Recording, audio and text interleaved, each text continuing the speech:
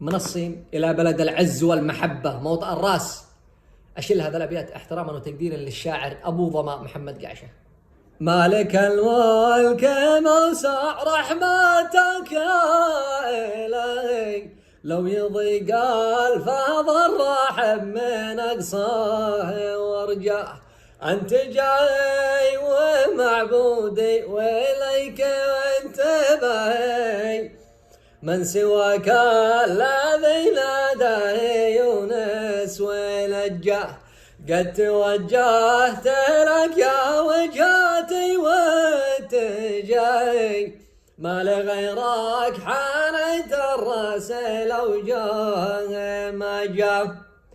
نجني من هوى الدنيا ولهو الملاهي، واهدني واعفو عني يا لجا من تلجأ.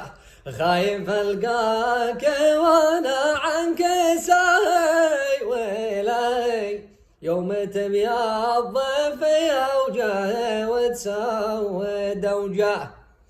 بعد ما كرمتني بالعز وعلي تجاهي، لا تهني وتحرمني من العز والجاه. والله اني بذكرك قد دعيت الدواعي، وانغف الطرف قلبي من ضلوعي تهجاه.